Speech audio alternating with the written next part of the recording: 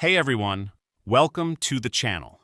Tonight, we've some of the most disturbing true crime cases from around the world. Encounters that prove the real danger is always lurking somewhere. It's not hiding in the dark. Before we start, tell me where you're watching from and what time it is for you. Now, let's step into true crime cases together. Louise Woodward.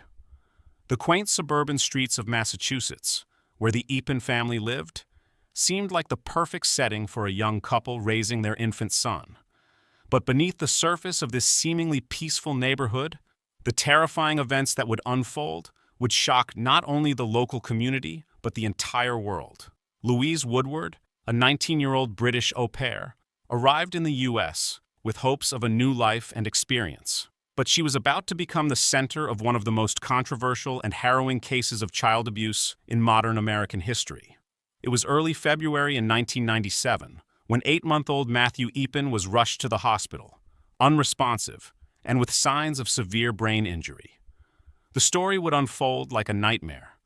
A trusted caretaker turned murderer. Matthew's parents, the Eapens, had hired Louise Woodward to care for their young son, a routine hire that thousands of parents would make, trusting someone else with the care of their most precious possession. But what began as a typical day of childcare would quickly descend into something much darker. On that fateful day, Matthew was found in his crib, suffering from massive head trauma. His condition was dire. The infant was rushed to the hospital, but despite doctors' efforts, Matthew died of his injuries. In a twist that stunned both the family and investigators, Woodward was the last one to have been alone with Matthew. The case quickly turned into a mystery of shaken baby syndrome, a term that would become infamous after the trial. Was this a tragic accident, or had Woodward taken things too far in a moment of frustration? Louise, who had been entrusted with Matthew's life, seemed devastated. But in the midst of her outward distress, there were chilling inconsistencies in her story. Police quickly began to investigate Woodward. They found that the young woman had no clear explanation for Matthew's injuries. Shaken baby syndrome was the initial diagnosis, a controversial diagnosis in itself, which claims that violent shaking of an infant can cause fatal head injuries. But as evidence mounted, doubts began to creep in. Was this an accident or a cold-blooded act of violence? Was there something more sinister lurking beneath Woodward's calm demeanor? The trial that followed was a media frenzy. Louise Woodward's defense was clear. She had never intentionally harmed Matthew. However, the prosecution argued that she had inflicted the injuries, claiming that the signs of trauma suggested abuse. As the courtroom drama unfolded, the world was captivated by the details. Woodward's coolness, her ambiguous behavior, and the lack of direct evidence linking her to Matthew's death. The first verdict was one of second-degree murder, sending shockwaves through the public. But then came the unexpected. After intense scrutiny and national debate over the nature of shaken baby syndrome and Woodward's role in the death, a judge reduced the charge to involuntary manslaughter. A divided public continued to argue over the legitimacy of her conviction, with some claiming that Woodward had been the victim of a miscarriage of justice. Others believed she was guilty, but simply got away with it. Her sentence was brief. After serving 279 days in jail, Louise Woodward was released, forever remaining a controversial figure in the debate over child abuse, medical diagnoses, and justice. Was she a misunderstood young woman who made a tragic mistake? Or was she a cold killer who got away with murder? Even years later, the case remains unresolved in the minds of many. And while Woodward has lived a life mostly out of the public eye since her release, the shadow of her crime looms over her like a curse, a haunting reminder of the fragile trust placed in those who care for the most vulnerable. Yoselyn Ortega, the towering skyline of New York City, a place of dreams and despair, of endless possibilities and unfathomable horror.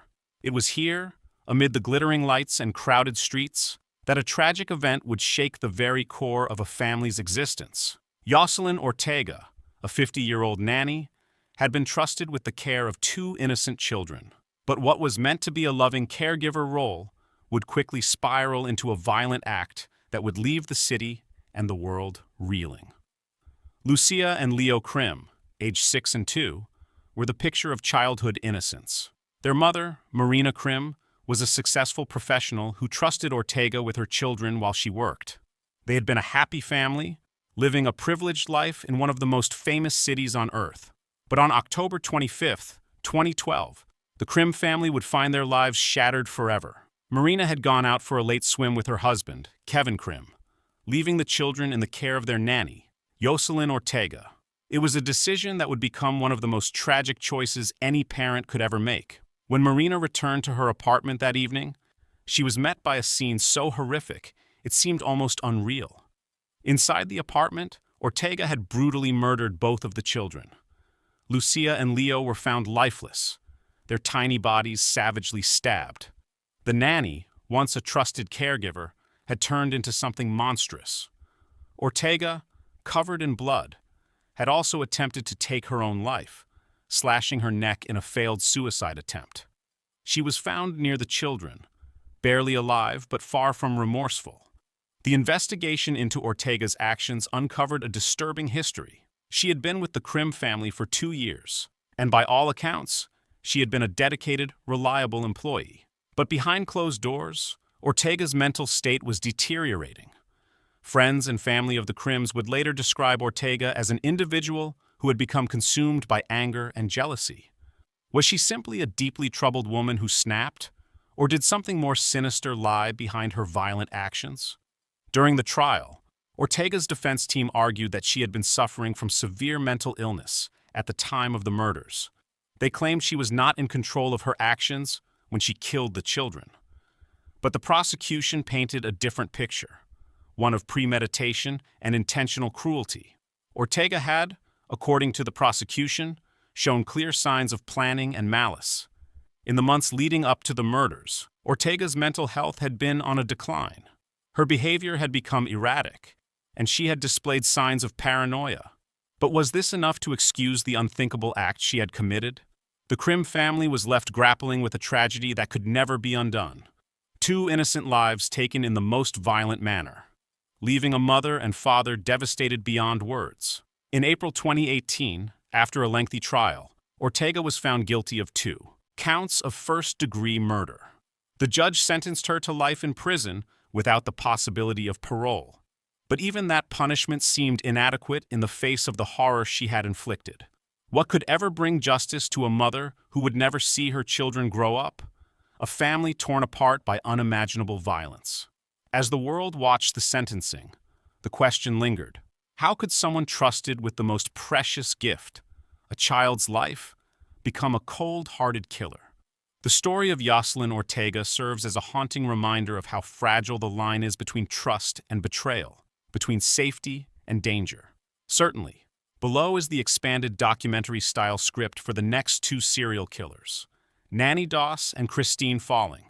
Each is detailed with a compelling narrative and the necessary emotional hooks, pacing, and tone following the structure you requested. Nanny Doss. In the serene small towns of America, where neighbors wave and children play without a care, there often lies a darkness hidden beneath the surface. No one knew this better than the families who came into contact with Nanny Doss, a woman whose charm, warmth, and seemingly perfect smile were the perfect camouflage for a calculated and chilling killer. She was known as the giggling granny, and for years, no one suspected the horrors she was hiding behind that innocent, maternal face. Nanny Doss was born in 1905 in Blue Mountain, Alabama, but her tale would become tragically iconic in the United States. A mother, grandmother, and loving wife on the outside, her life and family were carefully constructed to be everything society admired in a woman. However, beneath this facade lay a much darker reality. Nanny was a serial killer, a predator who would not stop until she had ended the lives of at least 11 victims, including her own children and grandchildren. Her method was subtle, calculated, and insidious. Poisoning. It was poison that would become her signature, the silent weapon she used to slowly and methodically take the lives of her victims. Most commonly, Nanny used arsenic, an easy-to-obtain poison that left few traces and could be disguised in food or drink. Her victims, often her closest family members, had no idea that the woman they trusted most was preparing their last meal. The series of murders began to unfold in the 1920s, but it wasn't until the 1950s that authorities began to connect the dots. Doss's killing spree spanned over 3 decades, during which she moved through several marriages, each ending in death. Her ability to remain undetected for so long was a testament to the trust she gained from her victims. She was the perfect picture of a loving mother and wife, which made her crimes even more horrifying. Nanny Doss's first known victims were her 2 children, who mysteriously died under questionable circumstances. However, it wasn't until she married again that things started to unravel. Her second husband, a man named Sam Doss, fell victim to her poison, but his death brought her under police scrutiny. When Nanny's third husband, Arlie Lanning, also mysteriously died after a short marriage, the authorities were forced to take a closer look. In 1954, Nanny was finally arrested for the murder of her last husband, but investigations revealed a far darker story. It wasn't just the men in her life who were victims of Nanny's twisted urges. She had also killed multiple children, including her own, and had been responsible for the deaths of numerous other family members.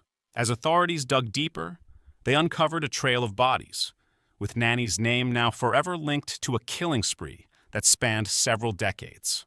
The true horror of Nanny Doss's actions came to light when she was arrested and subsequently confessed to her crimes. During her time in custody, she gave detailed confessions to authorities, explaining how she had poisoned not just her husbands, but also her children, grandchildren, and other relatives. Each death was framed as a tragic accident or illness, and her nurturing nature had allowed her to cover up her actions. One of the most disturbing aspects of Doss's killings was her demeanor. She seemed to enjoy talking about the murders with a disturbing level of nonchalance. She would often laugh or smile as she recounted the details, giving her the chilling nickname, the Giggling Granny. Her casualness about the deaths of those closest to her sent shivers down the spines of investigators and the public alike. How could someone capable of such cold-blooded killings still smile, still speak about it as if it were a casual conversation? Her motive seemed equally as disturbing. Nanny Doss confessed that she had killed for the thrill of it, and that she enjoyed the power she held over life and death. She had a deep desire for attention and sought out male companionship, often luring victims through Lonely Hearts columns in newspapers. To her, each new marriage, each new victim, was a way to feel in control. She killed to keep her secrets hidden and her lifestyle intact, and each murder seemed to feed her insatiable need for control. Christine Falling. In the sun-drenched streets of Florida, families often relied on babysitters to care for their children while they were away at work. The peace of mind that came with having a trusted caregiver watching over the kids was essential in a busy, fast-paced world. But in the early 1980s, one babysitter's horrifying actions would forever change the way families looked at those who were entrusted with their most precious loved ones. Christine Falling, a quiet and unassuming woman, appeared to be the perfect candidate for the job. In her 20s, she seemed friendly, responsible, and gentle. She was someone parents could trust with their children. Yet in a cruel twist of fate, the children she was hired to protect would become her victims, and her name would forever be synonymous with one of the most horrific babysitter murders in Florida's history. Falling was convicted of the brutal murders of 3 young children in her care between 1980 and 1982. Her method of killing was shocking in its simplicity and horror: suffocation. She would smother the children with pillows or blankets, cutting off their air supply until they were lifeless. Her actions were quick and efficient, leaving the children with no chance of escape. Christine Falling's first known victim was a 4-year-old boy named Michael. Michael had been in her care for several months, and there had been no indication that anything was wrong. He was a happy, playful child, but one evening, he was found dead in his crib, suffocated by a pillow. At first, the death seemed like a tragic accident, a sudden illness, or perhaps a sleep-related issue. But as the weeks passed, more children came into her care, and more deaths followed. The second child to die under Falling's care was a 3-year-old girl named Jessica. She was found dead in her bed, also suffocated, her tiny body cold and lifeless. The pattern was starting to emerge, but no one had yet connected the dots. It wasn't until the third child, a 2-year-old boy named Andrew, died in the same disturbing manner that police finally began to take notice. All 3 deaths occurred within a span of just 2 years, each one having similar circumstances. The child had been in Christine Falling's care, and each death had been sudden and unexplained.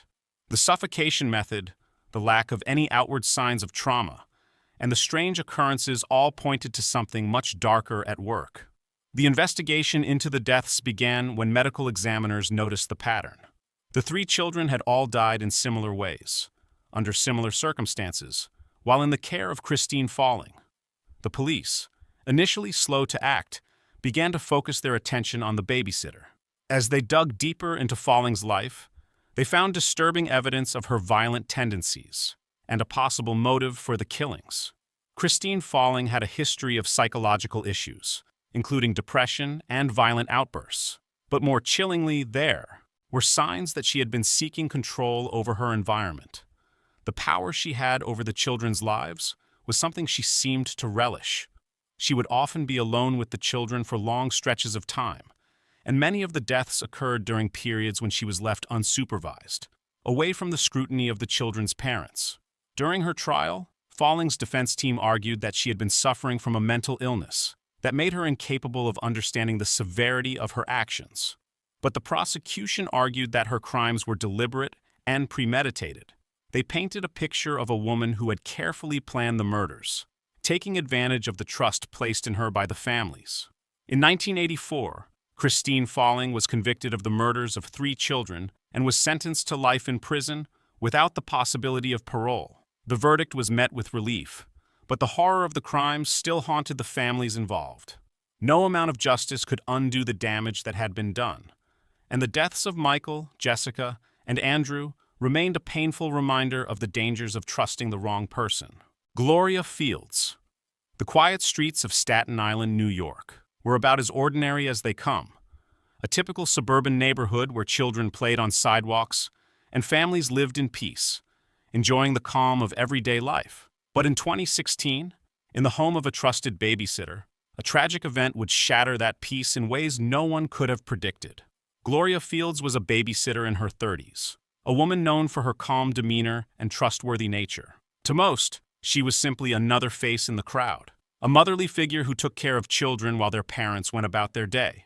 Little did anyone know, Fields was hiding a dark side, one that would surface in the most horrific way imaginable. In August 2016, Fields was entrusted with the care of 17-month-old Anthony Delgado.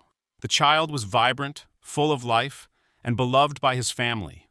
His parents, like countless others before them, had placed their trust in a caregiver, believing that their child would be safe in her hands. But that trust would soon prove fatal. What happened that day inside the apartment where Gloria Fields was babysitting would forever haunt those who knew Anthony. The young child was brutally attacked, beaten, shaken, and subjected to horrific abuse. The extent of the violence that Fields inflicted upon Anthony was unimaginable. He was violently struck, his small body broken by the brutal force of the assault. But the trauma didn't stop there. The investigators would later reveal the unimaginable truth. Anthony had also been sodomized before he finally succumbed to his injuries. The details of Anthony's death were shocking. How could someone entrusted with his care do this to him? How could someone who was supposed to protect him turn into his worst nightmare? The injuries were so severe, so violent, that they painted a chilling portrait of the brutality that had unfolded in that room. But what would follow would be a slow unraveling of Gloria Fields' true nature. Fields' story was one of manipulation and deceit. She had carefully constructed an image of a caring, loving babysitter who could be trusted with the most precious of responsibilities. The truth, however, was far darker. Investigators quickly discovered that Fields had a history of violent behavior, a pattern of aggression that had been hidden from view. Yet no one had suspected that she could commit such a horrific crime. She had been a master of disguise, hiding her true self behind the facade of a responsible caregiver. When Fields was arrested, the shockwaves reverberated through the community. How could this happen? How could a woman who seemed so trustworthy, so kind, have done something so unspeakable? The revelations surrounding Anthony's death sent shockwaves through Staten Island, and the case quickly became a focal point of national attention. Gloria Fields was charged with the brutal murder of Anthony Delgado, and the trial that followed would bring her past to light in a way that no one could have imagined.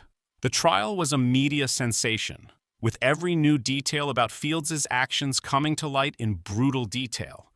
Prosecutors painted a picture of a woman who had brutally murdered an innocent child, showing no remorse and leaving a trail of devastation behind.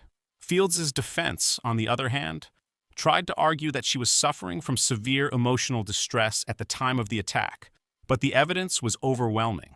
The brutal nature of Anthony's death left little room for doubt. This was a calculated act of violence, not a spur-of-the-moment tragedy. In 2017, Fields was sentenced to 23 years to life in prison for her role in the death of 17-month-old Anthony Delgado. But the sentence did little to quell the anger and confusion that lingered in the wake of her horrific crime. How could someone who was entrusted with such a vulnerable life betray that trust in the most violent way possible? For Anthony's family, justice would never fully heal the wounds left behind. His life had been brutally stolen from them, and nothing could bring him back. Gloria Fields' case stands as a stark reminder of the dangers that can lurk behind the most innocent of facades. She was a babysitter, a caregiver, someone who should have been trusted, but instead, she became a monster who inflicted unimaginable suffering on an innocent child. The chilling story of Gloria Fields will forever serve as a warning, a haunting reminder of how, in the most unexpected places, evil can take root and destroy lives forever. Emily Long, Laredo, Texas, a city known for its rich culture and close-knit community. Here, life is often lived in the warmth of family and the trust of neighbors. It's a place where children laugh and play, where parents feel safe enough to entrust their kids to the care of babysitters while they go about their day. But in 2025, Laredo would become the backdrop for a tragedy that would shatter that sense of security. Emily Long, a young woman in her late 20s, was a babysitter in Laredo. On the surface, she appeared to be just another friendly, capable woman who took on the responsibility of watching over children while their parents worked. She was the kind of person who blended into the background, someone you'd never suspect could harbor darkness. But as the details of her actions began to unfold, a nightmare no one could have imagined was about to be revealed. It was in the early months of 2025 that the tragedy would strike. Long was entrusted with the care of a 6-year-old boy, along with 2 other children, while their parents were away. To the outside world, nothing seemed amiss. Emily Long appeared calm, collected, and kind. Yet the children who were under her watch would not survive the day. In what would later be described as a brutal, unthinkable act, Long killed the 6-year-old boy and the 2 other children she had been entrusted with. As investigators began piecing together the events of that fateful day, the magnitude of what had occurred became clear. The children, who had been left under Long's care, had been subjected to horrific violence. Details of the crime were scarce, but investigators quickly realized that this was no accident. Emily Long had taken the lives of 3 innocent children in her charge, and the motive behind her actions remained unclear. The shock of this act sent ripples through Laredo, as parents, family members, and the entire community struggled to comprehend how such a tragedy could have unfolded. How could someone who appeared to be so gentle, so trustworthy, commit such a horrifying act? What could possibly drive a person to murder children in such a brutal manner? These were the questions that plagued the minds of all who heard about the case. As the investigation into Emily Long's past began, authorities uncovered disturbing information. Long's background was far from spotless.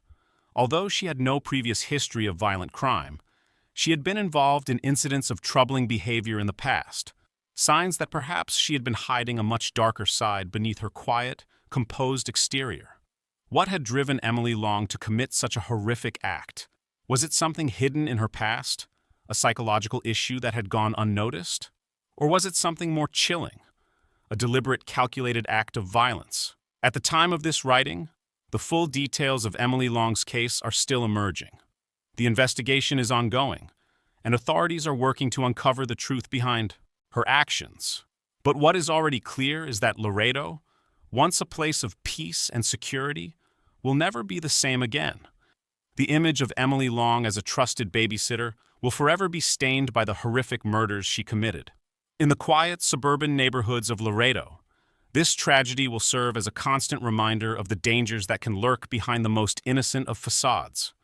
And as the investigation continues to unfold, the chilling questions of why and how will continue to haunt everyone involved. The case of Emily Long remains one of the most disturbing in recent memory. A woman, a babysitter, who killed not one, but 3 children under her watch. What could possibly drive someone to commit such an unimaginable act? And what will the final revelations about her true nature reveal? The answers may be yet to come, but one thing is certain. This is a story that will continue to grip the public's attention, and the search for the truth behind Emily Long's horrific crime will persist. Terry McCurchie. In the spring of 1984, a quiet neighborhood in the United States would unknowingly bear witness to a tragedy that would take decades to fully reveal its consequences. Terry McCurchie, a 22-year-old woman, was entrusted with the care of a precious, defenseless infant, 6-month-old Benjamin Dowling. The role of a babysitter should have been one of love and protection, but McCurchie's actions that day would betray that trust in the most violent and devastating way. Benjamin was a baby full of promise, his eyes wide with the wonder of the world around him. But on that fateful day, something went terribly wrong. What was supposed to be an ordinary babysitting session quickly turned into a nightmare. Benjamin's small body, fragile and dependent, was violently shaken by McCurchie, an act that would ultimately lead to brain damage so severe it would claim his life years later. The first signs that something was wrong came when Benjamin's parents arrived home to find their baby unresponsive, his eyes dull and vacant. The once vibrant child had been left in a state of unconsciousness, and he was quickly rushed to the hospital. The doctors were left baffled by the child's condition. What could have caused such devastating brain trauma to such a young child? But as the investigation unfolded, a disturbing truth emerged. Benjamin had suffered from blunt force trauma, consistent with violent shaking. Terry McCurchie, the babysitter entrusted with Benjamin's care, had no explanation for what had happened. The damage was irreversible. The injury to Benjamin's brain was so severe that doctors doubted he would survive. But survive he did, though in a coma-like state that left him unable to ever recover fully from the traumatic event. Years went by, and Benjamin's parents tried their best to care for him, but the toll on his body and mind was unrelenting. Though he had survived the attack, he would never live the life a normal child should. McCurchie, the woman who had been trusted to care for Benjamin, had left him with lasting damage that would haunt the Dowling family for the rest of their lives. For 35 years, Benjamin lived in a state of permanent impairment, unable to speak, walk, or experience the world in the way most of us take for granted. His condition was a constant reminder of the violent shaking that had almost claimed his life as an infant. He was a ghost of the child he could have been, his potential lost to the brutality of the woman who was meant to care for him. Then, in 2019, the unimaginable happened. Benjamin Dowling, after 35 years of suffering from the effects of McCurchie's actions, passed away. His death marked the end of a long and painful chapter for his family, who had lived every day with the knowledge that the damage inflicted upon him could never be undone. But it also reopened the legal case against Terry McCurchie, who had been convicted of manslaughter for shaking Benjamin in 1984. In 1984, McCurchie had received a sentence of 36 months in prison and 10 years of probation. But as Benjamin's death triggered a new investigation, the courts had to reevaluate her original conviction. Was she responsible for more than just manslaughter? The long passage of time made the case complicated. Despite the decades that had passed, McCurchie was again held accountable for her violent actions, which had caused irreversible harm to an innocent child. Though McCurchie had already served her sentence and was living under probation, the death of Benjamin after 35 years of suffering ultimately led to the legal system revisiting her case. The legal proceedings would never undo the damage done to Benjamin or his family. A young life had been irrevocably changed because of a moment of violence, one that left a trail of suffering lasting over 3 decades. For Benjamin's family, the trial, the legal battles, and the pain of seeing their child live a life of suffering were far from over. Terry McCurchie's story, a haunting tale of neglect and violence, served as a tragic reminder of how quickly trust can be shattered and how the ripples of an act of cruelty can extend far beyond the moment it happens. A babysitter, someone meant to care for and protect, had become the instrument of a slow, painful death that would extend for years, leaving its mark on every family member involved. Brittany Napier. In the quiet town of Ohio in 2023, the sense of peace that often accompanies family life would be shattered by a crime so heart-wrenching, so inexplicable, that it seemed almost unfathomable. Brittany Napier, a 25-year-old babysitter, was accused of killing 2-year-old Zaki Williams, a boy under her care. The child's death was not quick, nor was it merciful. It was slow, agonizing, and, perhaps most tragically, entirely preventable. Zaki Williams had been a curious, energetic toddler, his life full of possibility. He was the kind of child who could light up a room with his laugh, a reminder of the hope and joy that children bring into the world. But all of that was violently extinguished on the day that Brittany Napier chose to ignore her duty of care, and instead inflicted death upon an innocent child. The day Zaki died, it started like any other.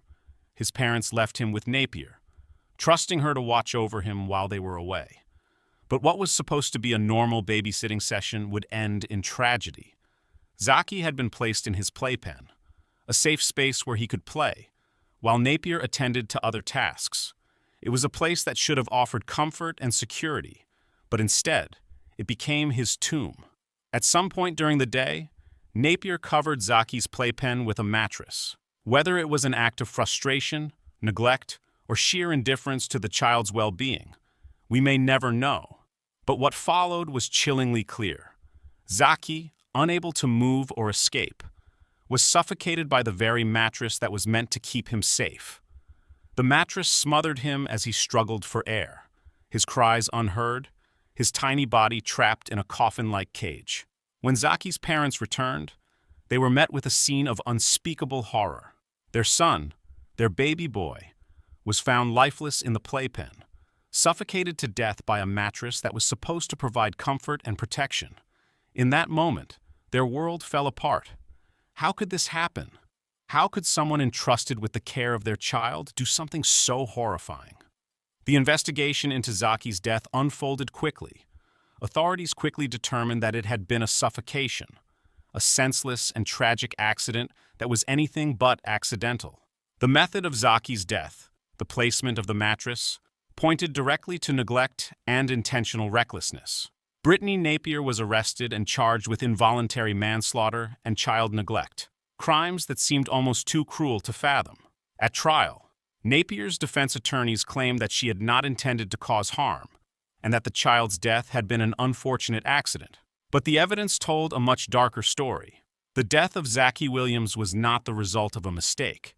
It was the consequence of a series of actions, of choosing to place a mattress over a child's playpen, of ignoring the risks, of abandoning any sense of responsibility. In 2023, Brittany Napier was sentenced to 1 year in prison for involuntary manslaughter, but the sentences didn't stop there. Additional years were added for child neglect, a crime that seemed to fit perfectly within the cold indifference Napier had shown toward her charge. For Zaki's parents, the court proceedings offered little solace. The loss of their young child could never be replaced by any sentence, and no amount of justice could bring back their little boy. Napier's case serves as a stark reminder of how fragile trust can be when it comes to the care of children. A babysitter is often someone entrusted with the most precious thing in the world, a child's life. And yet, for Brittany Napier, that trust was violated in the most unforgivable way. In a moment of recklessness and disregard for the safety of the child, Zaki Williams paid the ultimate price. The tragedy of Zaki Williams, his life taken before it could fully bloom, will forever be a stain on the concept of caregiving. And for Brittany Napier, the consequences of her actions will follow her for the rest of her life, a constant reminder of the innocence she took and the life she ended far too soon. Kimberly Dow. In the quiet, scenic regions of Scotland, where rolling hills meet tranquil villages and life flows at a peaceful pace, there exists an unsettling darkness. a reminder that evil can lurk in the most unexpected places. In 2022, the horror would come to light in the small town of Scotland when Kimberly Dow, a woman with a seemingly gentle demeanor, was convicted of attempting to murder a helpless 5-month-old baby. The case would send shockwaves through the community, revealing how someone trusted to care for the most vulnerable could betray that trust with violence that was beyond comprehension. Kimberly Dow had been hired to care for the infant, a child whose entire life was just beginning to unfold. At 5 months old, the baby was still discovering the world around him, his eyes wide with curiosity, his tiny hands reaching out to explore everything within his grasp. But on one fateful day in 2022, Dow, a woman who had been entrusted with the child's life, shook him violently, in a manner that would have devastating consequences. The details of the attack are horrific and difficult to process. The baby was subjected to a violent shaking that caused immense trauma to his tiny body. Shaking a child with such force can cause catastrophic brain damage, a tragedy that often leaves the child with lifelong disabilities, or worse. The infant in this case was lucky to survive, though his injuries were severe, and his future remained uncertain. He was left in critical condition, fighting for his life, all because a person who was meant to protect him chose to inflict harm. Kimberly Dow's behavior seemed incomprehensible to the authorities. How could a woman entrusted with the care of an innocent child choose to harm him so violently? What drove her to commit such a savage act? Dow's actions raised more questions than answers. The investigation quickly revealed that the child had been in Dow's care for a short period, during which she had become frustrated, leading to the horrifying attack. The trial that followed was filled with shocking details that painted a chilling picture of Dow's behavior. She had been responsible for other children in the past, but no one suspected that she was capable of such violence. Dow's demeanor throughout the trial was cold and distant, adding to the sense of unease surrounding the case. Was this an isolated act of rage, or was there a deeper issue at play? Was Dow a woman who had snapped under the pressure of caregiving, or was she someone who had always harbored a darker side? In 2022, Kimberly Dow was found guilty of attempted murder and sentenced to 8.5 years in prison. The court's verdict was a bittersweet moment for the child's family. Though they had justice, nothing could undo the damage done to their child, and they were left with the haunting reality that someone they had trusted had put their baby's life in jeopardy. Dow's conviction left many wondering about the nature of her crime. Was she simply a woman pushed to the edge by the demands of caregiving, or was there something much darker lurking beneath the surface? Her story is a reminder that even the most seemingly innocuous individuals can harbor the capacity for violence, especially when entrusted with the care of the most defenseless. As Dow serves her time, the questions surrounding her actions remain. For the child who survived, there is no going back to a normal life. His future will always be marked by the violence inflicted upon him at the hands of someone he was supposed to trust. The case of Kimberly Dow will continue to serve as a chilling reminder that evil can hide behind the most innocent of faces. Clover Boykin. The year was 1993 when a terrifying tragedy unfolded in the United States, one that would forever change the lives of 2 families and leave the world questioning how someone could harbor such monstrous intentions. Clover Boykin, a woman with a maternal presence, was responsible for the deaths of 2 infants under her care, leaving a trail of devastation in her wake. The horrific nature of her actions would stun the public and provoke widespread shock and disbelief. Boykin's first victim was 9-month-old Kayla Basante. Kayla, a happy, lively child, had been placed in Boykin's care, as was customary for many families who needed a trusted sitter. But what began as a typical arrangement would soon spiral into unspeakable horror. Kayla was found dead under Boykin's care, and the circumstances surrounding her death were nothing short of chilling. She had been violently shaken, her tiny body subjected to a level of force that no infant should ever endure. What could have driven Clover Boykin, someone entrusted with the care of a defenseless child, to commit such a brutal act? The investigation uncovered shocking evidence. Boykin, despite her outward appearance of a caring, responsible sitter, had secretly been harboring a deep rage, one that she had directed toward the children in her charge. The reason for her violent outbursts remained unclear, but the results were undeniable. Kayla's life was cut short, her potential and future erased by the hands of someone she should have been able to trust. But the horror didn't end with Kayla's death. As authorities dug deeper into Boykin's background, another horrifying discovery was made. She had also killed her own 5-month-old son, Dayton Boykin. Dayton, an infant who had been her own flesh and blood, had been subjected to the same brutal treatment that had claimed Kayla's life. He too was found dead, his young body broken and ravaged by violent shaking. How could a mother, a woman responsible for the lives of 2 innocent children, commit such atrocities?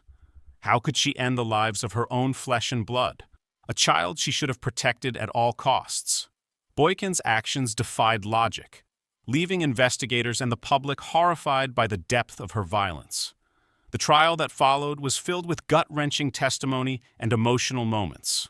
Boykin's demeanor throughout the proceedings was cold, emotionless, as if her heart had long since hardened to the suffering she had caused. She was charged with the murder of Kayla Basanti and her own son Dayton, and the public's outrage was palpable. What would drive a person to such violence? What demons had she been battling? And why had they manifested in such tragic and irreversible ways? In the end, Clover Boykin was convicted of 2 murders. For the death of Kayla Basanti, she was sentenced to life imprisonment, while for the murder of her son Dayton, she received a 40-year sentence. The sentences were a small measure of justice for the families who had lost their children to this senseless violence. But for Kayla's family, the pain of losing a child would never go away. And for Dayton's family, the loss of a son could never be replaced. Boykin's case remains one of the most horrifying examples of the darkness that can reside in those who are meant to care for children. She was someone who should have been a protector, a nurturer, but instead became the instrument of death. The deaths of Kayla Basanti and Dayton Boykin left an indelible mark on the world, a haunting reminder of the dangers that can lie behind the facade of motherhood, and a chilling testament to the brutality that can emerge from the most unexpected of places. As Boykin serves her time, the questions around her motivations linger. What drove her to such violence? Was it something in her past that pushed her over the edge? Or was she simply a cold-blooded killer who saw no value in the lives she took? These questions remain unanswered, but one thing is certain. Clover Boykin's actions will forever be remembered as one of the most tragic and senseless series of killings in modern history. Olivia Reiner. In 1991, the quiet suburbs of America were shattered by an incident that would raise uncomfortable questions about the safety of children in the care of foreign nannies. Olivia Reiner, a 22-year-old Swiss au pair, was entrusted with the care of 3-month-old Christy Fisher, a baby with a bright future ahead of her. What was meant to be a simple arrangement for childcare would spiral into a nightmare, leaving the Fisher family with a devastating loss that would haunt them for years to come. It was a tragic night when the Fisher family's home was engulfed in flames. The fire was sudden, chaotic, and all-consuming. In the aftermath, little Christy Fisher was found lifeless, her tiny body caught in the flames. The cause of the fire was uncertain, and investigators were left with more questions than answers. How could a simple household fire have resulted in the death of a baby, so young and full of potential? As the details of the fire emerged, suspicion began to fall on Olivia Reiner. Reiner had been alone with the child at the time of the fire, and though she was unharmed, the circumstances surrounding the blaze raised suspicion. The fire was intense and appeared to have been set intentionally. Reiner, who had been hired as a live-in nanny, seemed calm and composed after the tragedy, but there was something unsettling about her behavior. She was questioned by the authorities, and a case that seemed like a tragic accident slowly began to take shape as a possible act of foul play. The prosecution argued that the fire had been deliberately set and that Reiner had played a role in it. Her connection to the death of Christy Fisher seemed undeniable, but the evidence was far from conclusive. There were no witnesses, no physical evidence linking Reiner directly to the crime, and no clear motive for her actions. As the investigation dragged on, it became clear that the case was built more on speculation and circumstantial evidence than on solid proof. Despite the mounting suspicions, Olivia Reiner was ultimately acquitted of all charges. The case was dismissed due to insufficient evidence, and she walked free, leaving behind a grieving family and a community left with more questions than answers. The ruling shocked many, as they had expected Reiner to be held accountable for Christie's death, especially given the circumstances. But the lack of concrete proof meant that the court could not find her guilty beyond a reasonable doubt. Though Reiner was acquitted, the case raised troubling concerns about the safety of children in the care of foreign nannies. Christy Fisher's death, while tragic, sparked a larger conversation about the vetting process for nannies, especially those from overseas. Many families had been left wondering if they could trust a stranger from a foreign country to care for their most vulnerable members. Reiner's case was an unsettling reminder that, while nannies and au pairs are often seen as caring figures, the danger of putting blind trust in someone with a child's life was all too real. Despite her acquittal, Olivia Reiner's name would forever be associated with the case of Christy Fisher, a tragic event that never fully left the minds of those who followed it. The unanswered questions would haunt the Fisher family, and the unsettling nature of the case would continue to raise concerns about the safety and oversight of children in the care of foreign nannies.